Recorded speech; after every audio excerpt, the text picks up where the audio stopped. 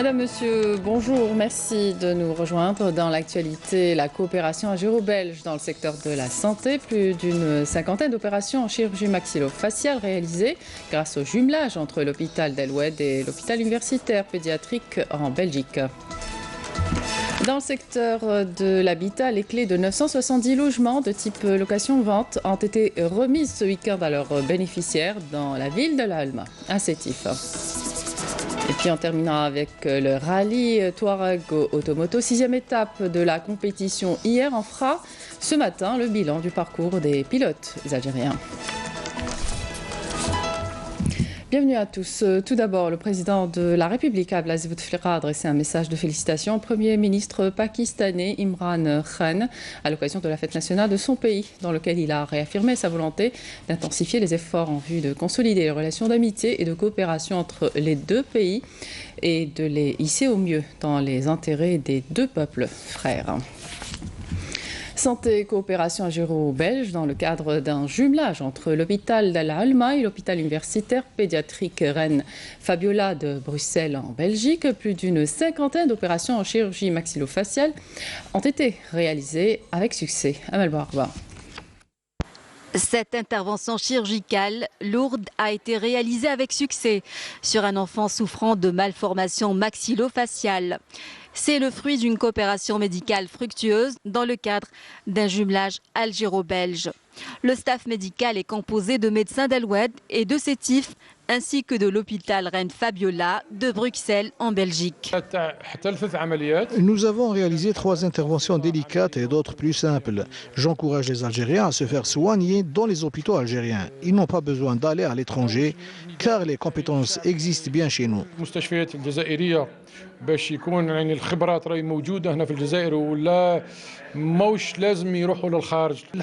Dieu merci, toutes les interventions ont été réalisées avec succès et ont apporté de la joie aux familles des malades, ce qui a permis aussi aux médecins locaux de profiter de l'expérience belge.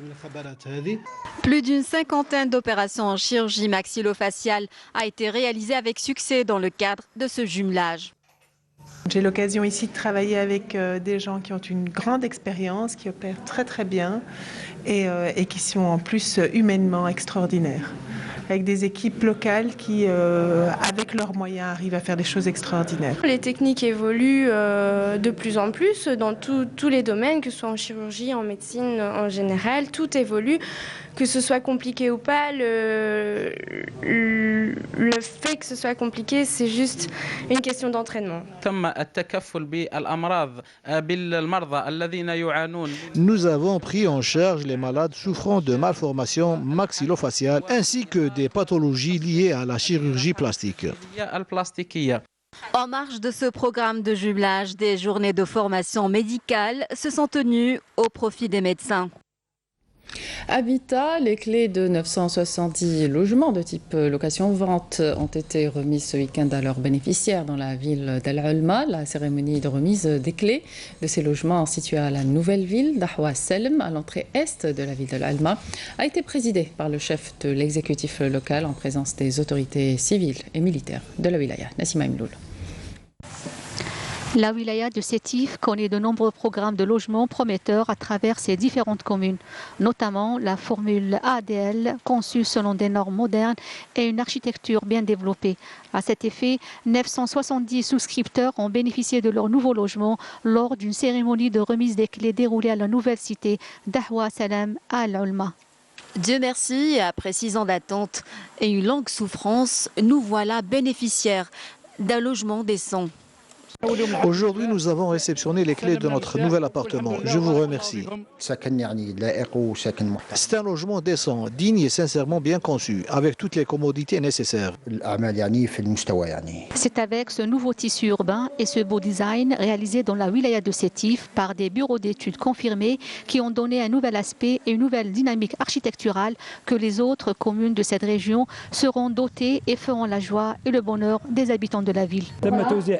On novembre dernier, nous avons distribué 1030 unités. Aujourd'hui, nous avons procédé à l'attribution de 970 logements. D'autres projets de logements sont en voie de réalisation ou d'aménagement. Une fois terminés, ils seront livrés à leurs bénéficiaires. La qualité et l'esthétique, des atouts sur lesquels misent aujourd'hui les autorités concernées dans le secteur pour le confort et le bien-être du citoyen. En suspens depuis plusieurs années, les travaux de réalisation d'environ 1000 logements repris à Tébessa, plus précisément dans la ville d'El Doken, des logements qui devraient être livrés à leurs bénéficiaires avant la fin de l'année en cours. Jazia Bayou. Après 3 ans de retard, les travaux de réalisation du projet des logements location-vente reprennent leur chemin et promettent de finaliser le projet dans moins de 10 mois afin de livrer environ 1000 logements avant la fin de l'année en cours. Comme vous pouvez le constater, les travaux qui ont été repris dans ce chantier ont permis la réalisation de plus de 800 unités.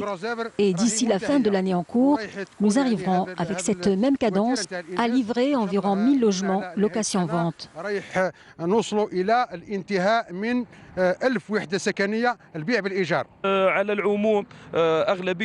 Avec la reprise des travaux, les souscripteurs à ce programme ont repris confiance et peuvent espérer voir leur logement, que ce soit ici ou à Bir el-Ater. Hayat Doken, cette nouvelle cité qui se trouve au cœur de la wilaya de Tébessa, comprend plus de 5000 unités, dont 1000 unités sont au stade de finition et d'aménagement des espaces extérieurs. Cette unité comprend toutes les infrastructures nécessaires, des établissements scolaires. Nous allons également réaliser 2 structures urbaines. Nous avons une polyclinique et nous pouvons dire que c'est une cité bien complète. Il est vrai que des milliers d'unités étaient en suspens. Actuellement, il nous reste que 900 unités en voie de réalisation dans la cité de Doken. Et avant la fin de l'année en cours, nous pourrons finaliser tous les travaux.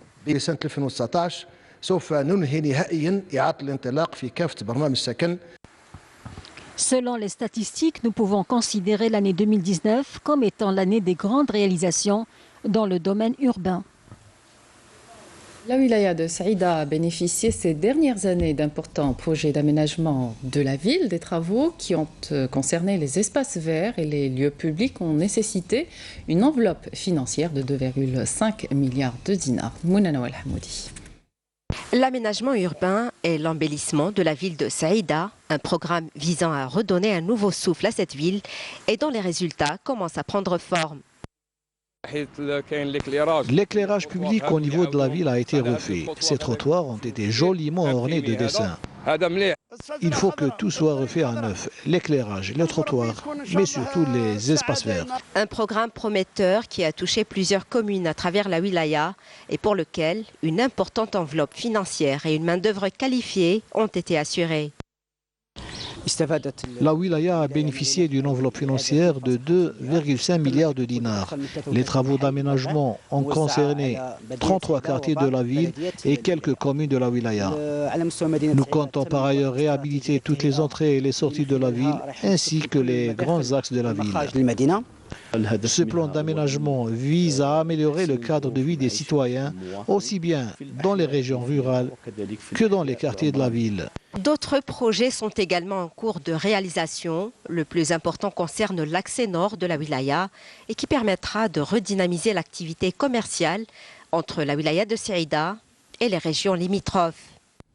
La réhabilitation du vieux bâti est toujours d'actualité en Algérie. Au niveau de la capitale, un nombre de plus de 3000 immeubles sont déjà rénovés sur un total de 7000 qui sont concernés par cette opération de rénovation initiée dans le cadre d'un plan mis en place par la wilaya d'Alger. Soumaya Zarouali.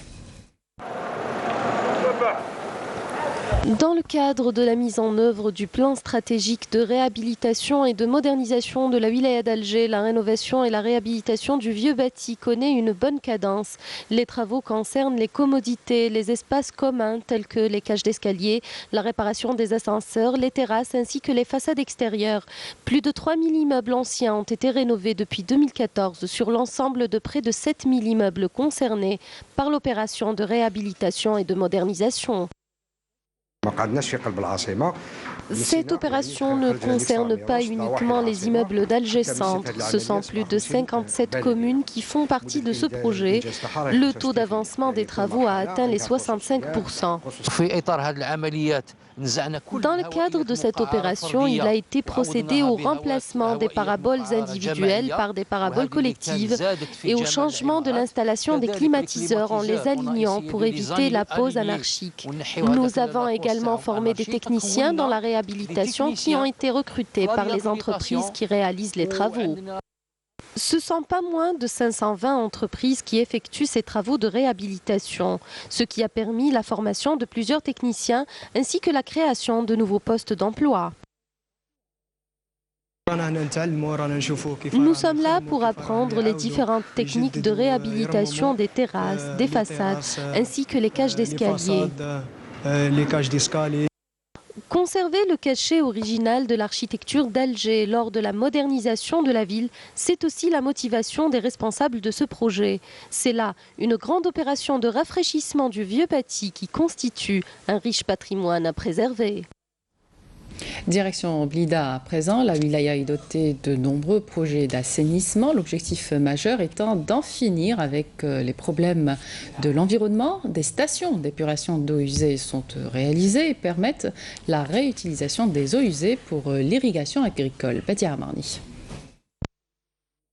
Exploiter les eaux pluviales, maîtriser les inondations et mobiliser les eaux potables sont des objectifs pour lesquels des programmes et des stratégies sont élaborés au niveau de la wilaya de Blida. Deux stations d'assainissement des eaux usées dans les communes de Bni Merred et de Bni Khlil sont réalisées. Celle de Bni Merred est dotée d'une capacité de traitement de 51 000 m3 couvrant 4 communes depuis janvier dernier.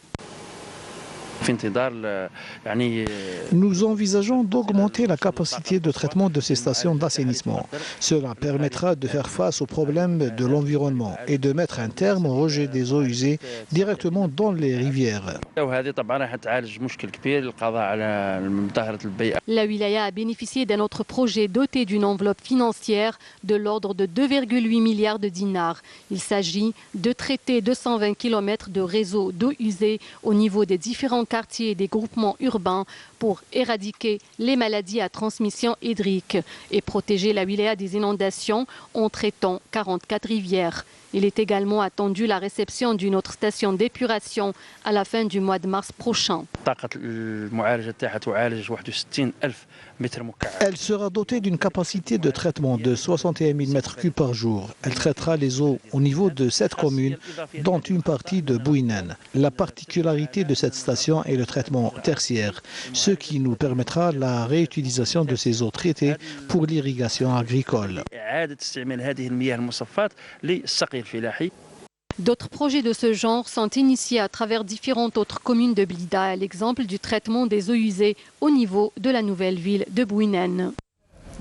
À Gardaya, dans la région d'Emzab, plus précisément, on retrouve un système d'irrigation bien particulier que les anciens ont légué aux jeunes générations, un système de contrôle des eaux des fleuves qui continue d'être appliqué à ce jour, vu son efficacité. Jazia Bayou.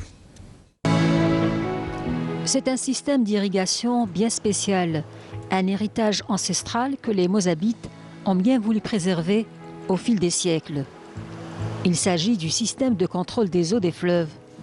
Cette méthode bien maîtrisée par les anciens a été transmise au fil du temps à toutes les générations. Le premier qui a pensé à cette technique est le Cheikh Al-Hajj Abou Sahaba. C'est lui qui a eu cette idée en premier et l'a développée. Cette idée a nécessité la mise en place de barrages et de canaux souterrains. L'eau est source de vie.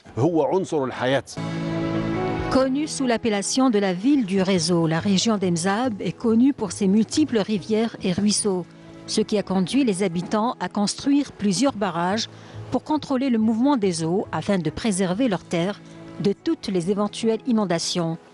Les eaux des fleuves sont réparties à travers des tunnels avec une ou deux entrées pour l'évacuation des eaux dans les différentes oasis existantes dans la région d'Emzab. des millions de tonnes نتاع التراب راهم محطوطين فوق القنوات هذوم مخدومين بمواد محليه فقط ما فيهم لا سمه لا حديد ما تحركوش. Grâce à ce système traditionnel d'irrigation, la région d'Emzab connaît une production importante de fruits et légumes. Les palmeraies sont bien garnis, la verdure est bien présente et les arbres, notamment les palmiers, semblent bien irrigués.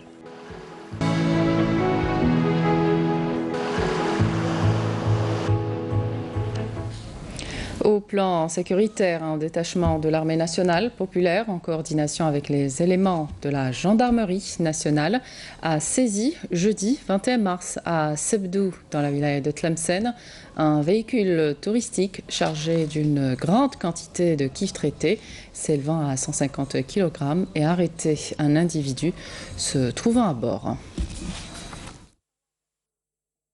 في إطار مكافحة الجريمة المنظمة بشتى أنواعها تمكنت الفرقة الإقليمية للدرك الوطني بسبدو بالتنسيق مع مفرزة تابعة للجيش الوطني الشعبي من حجز كمية معتبرة من المخدرات قدرت ب 150 كيلوغرام مع توقيف شخص وحجز مركبة سياحية. التحقيق ما زال متواصل للإطاحة بباقي عناصر الشبكة. L'essentiel de l'actualité à l'étranger à présent, en bref, avec Adel Boukhams. 2 Palestiniens ont été tués et 30 autres ont été blessés par les forces coloniales israéliennes à l'est de Gaza lors des marches du retour qui vont boucler la semaine prochaine leur première année de revendication pour le droit du retour des Palestiniens et pour la levée de l'embargo imposé par les forces coloniales sur la bande de Gaza depuis 2007. Par ailleurs, des colons israéliens armés protégés par l'armée d'occupation ont attaqué des maisons de Palestiniens à El Khalil en Cisjordanie occupée. En se disant favorable à la reconnaissance de la souveraineté de l'occupant israélien sur le plateau du Golan, Donald Trump bafoue de nouveau le consensus international au risque de justifier l'expansionnisme d'autres pays. Un avis que le gouvernement allemand ne partage absolument pas et considère toujours le plateau du Golan syrien comme un territoire occupé conformément à la résolution 497 qui a été adoptée à l'unanimité par les Nations Unies en 1981. Au moins 3 personnes sont mortes et 30 ont été blessées samedi lors d'une double explosion dans un stade du sud de l'Afghanistan. L'attentat s'est produit à Lashkargah, la capitale de la très instable province de Helmand, dont le large pont sont contrôlés par les talibans. Cortège interdit sur les Champs-Élysées et dans plusieurs villes. Appui des militaires de Sentinelle. L'exécutif teste samedi un nouvel arsenal sécuritaire pour l'acte 19 des Gilets jaunes après les violences à Paris le week-end dernier. On revient au pays pour parler sport et sans plusieurs de ses cadres, la sélection nationale de football a été tenue en échec ce vendredi soir face à la Gambie. Un but partout en match disputé au stade Moustapha Tchaker de Blida, comptant pour la 6e et dernière journée des qualifications de la Coupe d'Afrique des Nations Cannes 2019. Je vous propose d'écouter quelques déclarations recueillies à l'issue du match. Ils étaient au micro de Wassila Batiche. Bon, on a vu un peu tout de cette nouvelle équipe, de cette jeune équipe comme vous l'appelez. Beaucoup d'enthousiasme, beaucoup de bonnes choses, beaucoup de jeux, des situations de tuer le match plusieurs fois. Et in fine, avec cette dernière, ce qui laisse le petit point noir de cette soirée, c'est justement de concéder un but sur une non-action. Comme je l'avais dit à la précédente conférence de presse, on a 2 oppositions, donc j'avais dit que j'allais faire jouer le plus de joueurs possible pour un peu voir tout le monde. Donc on fera ça. Il y aura encore une autre équipe et voilà, on aura comme ça vu pas mal de choses et tiré pas mal d'enseignements. Ouais, on a très bien joué, on s'est très bien entendus tous. Ceux qui jouent dans d'autres championnats, on s'est bien entendu avec eux et c'est le principal. Et Inch'Allah, pour la Coupe d'Afrique, ça continue dans cette lancée. Ouais, je trouve que c'est dommage parce qu'on contrôlait le match, on a bien joué, on a bien fait ce que demandait le coach. Et après, à la fin, on prend ce but un peu qui gâche tout. On n'était pas beaucoup en réussite aussi, on pouvait plus marquer. Mais dans l'ensemble, il faut être plus concentré, parce qu'un match jusqu'à la 95e, c'est ce qu'on a vu, on a pris. On avait la maîtrise du match. On prend un but dans les dernières minutes, je pense que c'est plus un manque d'expérience, un manque de concentration. Voilà, ça peut arriver. Je pense que dans l'ensemble, c'était très bien. On a essayé de faire le maximum, même si on n'a pas trop de jouer ensemble, on n'a pas trop d'automatisme. Mais c'était une belle rencontre pour nous et c'était un plaisir pour nous de jouer ce match. match. Et pour préparer le match face à la Tunisie? Oui, c'est clair que c'était un bon match pour préparer la Tunisie. Voilà, on va bien se reposer pendant 2 jours et puis jouer au mieux cette rencontre contre la Tunisie. Sport mécanique à présent avec le rallye Touareg Auto-Moto, 6e étape de la compétition. C'était hier. Dounia Hadjab nous fait le bilan du parcours des pilotes algériens participant à cette compétition. Et sur une distance de 150 km, la 6e étape du rallye Touareg Algérie a rendu son verdict avec la victoire des Algériens dans les catégories des 4x4, quad et moto. Le pilote algérien Foudil Allahoum s'est imposé devant les Français et les Allemands dans la catégorie des 4x4. Aujourd'hui, nous avons gagné la 6e étape et ça nous fait un grand plaisir. Je dédie ce trophée à tous les amoureux du sport mécanique et à tous les Algériens. Dans la spécialité du quad, le dernier mot est revenu à l'Algérien Mohamed Islam Saïb. J'ai décroché la première place et j'ai décroché déjà au 2e jour et 3e jour la première place. Inch'Allah, on va décrocher... Ce qui va te donner la première place au classement général. Oui, tout à fait. De 40 minutes d'écart entre le premier et le deuxième, où je dédie cette victoire au peuple algérien et la wilaya de la Gouat. Alors que l'Algérien Abdelkader Mebarki a pris la 3e position dans la catégorie moto. J'ai gardé toujours ma place dès le départ et j'ai décroché la 3e place générale devant l'Allemand et le Français. Les pilotes européens, quant à eux, ont dominé les épreuves camions et les voitures SSV. Une étape très réussie pour la participation algérienne. En attendant la 7e et dernière étape du rallye Touareg Algérie 2019. C'est la fin de cette édition. Merci de votre attention. Tout de suite, les prévisions météo avec Friel Chir pour l'information. Retrouvez ce soir Zohel Pendimalad à 19h. Sinon, vous avez toujours les liens qui s'affichent sur votre petit écran. Excellente journée à tous. Au revoir.